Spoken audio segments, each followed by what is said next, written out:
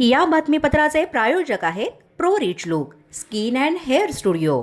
नमस्कार, पोलीस माझा न्यूजच्या बातमीपत्रात आपलं मनापासून स्वागत. पाहूयात काही विशेष घडामोडी.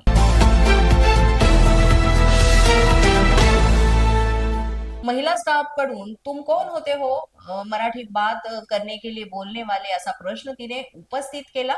या दोघांमधील वाद इतका वाढला की एकमेकांमध्ये शाब्दिक चकमक सुद्धा उडाली आणि आयडी दाखवा, हिंदी का बोलता, मराठी बोला अशा प्रश्नांची सरबत्ती या वादामध्ये पाहायला मिळाली. हे संपूर्ण प्रकार जो आहे सीसीटीव्ही कॅमेऱ्यात कैद झालेला आहे. मोठ्या प्रमाणात हा व्हिडिओ सध्या व्हायरल होतो. या घटनेनंतर पुन्हा एकदा महाराष्ट्रामध्ये भाषा आणि ओळख या मुद्द्यांवर चर्चा सुरू झालेली आहे. विमानतळासारख्या संवेदनशील आणि सार्वजनिक ठिकाणी घडलेल्या या प्रकारामुळे प्रशासनाची भूमिका याकडे काय असणार, आता सर्वांचं लक्ष लागलंय. नाव दाखवा, आयडी दाखवा. नहीं आईडी क्यों दिखाऊं हाँ मेरी? ठीक है. कोण आहे? कोण आहे? सर ऐका ना, मी काय बोलतो, हिंदीत बोला, सांगता येते? प्रॉब्लेम काय सर, सांगा ना मला काय झालं. हिंदीत बोला, सांगताय तू? कुठून आलीस तू? सर ऐका ना, कुठून आलीस तू? इधर से भी आई हा, मराठीत बोलायचं कळलं का? मराठीत बोलायचं कळलं का? आणि व्यवस्थित बोलायचं. नाही बोलायचं, इथं काम नाही करायचं महाराष्ट्रात, कळलं? हा, करूंगी.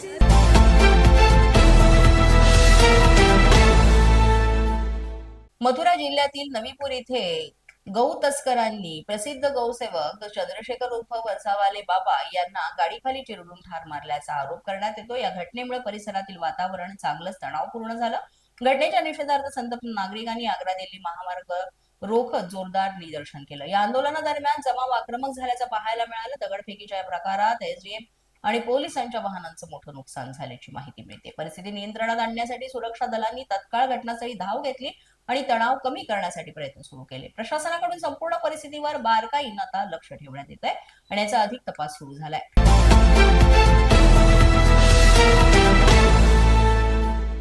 वसमतची आहे. वसमत मध्ये हनी ट्रॅपचं रॅकेट उघड झाली आहे. तिघे आरोपी यामध्ये ताब्यात घेण्यात आले. हिंगोली जिल्ह्यातील वसमत शहरात हनी ट्रॅपचं संघटित रॅकेट सक्रिय असल्याचं पोलीस तपासात उघड झालंय. या प्रकरणामध्ये पोलिसांनी कारवाई करत आतापर्यंत 3 आरोपींना ताब्यात घेतलंय. तपासात समोर आलेल्या माहितीनुसार आरोपी नागरिकांशी साधी ओळख निर्माण करत होते. त्यानंतर हळूहळू विश्वास संपादन करून संबंधितांना एकांत असलेल्या ठिकाणी बोलवत होते आणि त्या ठिकाणी आधीच लावलेल्या गुप्त कॅमेऱ्यांच्या माध्यमातून अश्लील व्हिडिओ तयार केले जात होते. यानंतर हे व्हिडिओ व्हायरल करण्याची धमकी देत संबंधितांकडून मोठ्या रकमेची खंडणी सुद्धा उकळली जात होती. या भीतीपोटी काही नागरिकांनी आरोपींना पैसे दिल्याचंही तपासात समोर आलंय. पोलिसांच्या माहितीनुसार ही टोळी नागरिकांना दारूचं आमिष दाखवून किंवा मग इतर प्रलोभन देऊन एका खोलीत नेत असे. तिथे मारहाण करून गुप्त कॅमेऱ्यात व्हिडिओ रेकॉर्ड केले जात होते आणि नंतर ते व्हायरल करण्याची धमकी देत खंडणी मागितली जात होती. या प्रकरणातील यापूर्वीच्या गुन्ह्यामध्ये 6 आरोपींना अटक करण्यात आली होती. दरम्यान पोलिसांनी नागरिकांना आवाहन केले की अशा प्रकारचा अनुभव कोणाला आला असेल किंवा या संदर्भात कोणतीही माहिती असेल तर त्यांनी पुढे येऊन पोलिसांकडे तक्रार करावी. त्यामुळे आरोपींवर आणखी प्रभावी कारवाई करणं शक्य पोलीस माझा न्यूजच्या बातमीपत्रात वेळ झाले का छोट्याशा विश्रांतीची. पाहत रहा पोलीस माझा न्यूज. या बातमीपत्राचे प्रायोजक आहेत pro rich look skin and hair studio. विश्रांतीनंतर पुन्हा एकदा पोलीस माझा न्यूजच्या बातमीपत्रात आपलं मनापासून स्वागत.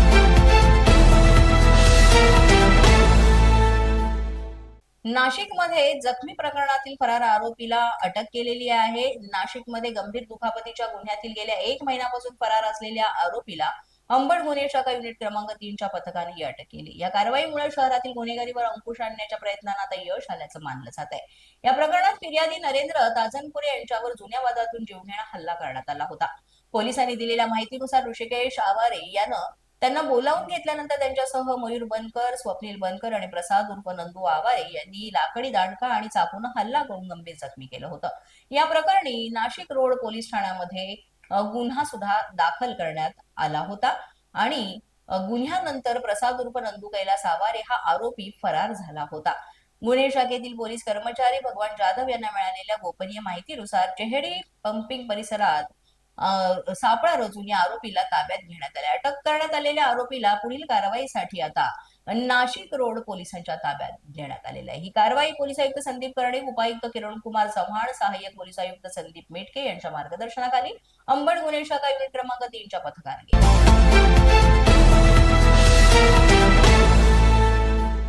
पुण्यामध्ये नागेश नागेश जाधव मृत्यू प्रकरणाला आता नवं वळण आलेलं आहे. पुण्यातील नागेश जाधव प्रकरणामुळे आता सुरुवातीला या कुठल्या गोष्टीने हा प्रकार घडला याचा शोध सुरू आहे आणि प्रेमसंबंधातून हा प्रकार घडल्याची चर्चा होते. मात्र आता या प्रकरणामध्ये नागेशच्या वकिलांनीच मोठा खुलासा करत प्रेमसंबंधांच्या दाव्यावरच प्रश्नचिन्ह आता उपस्थित केलेला आहे.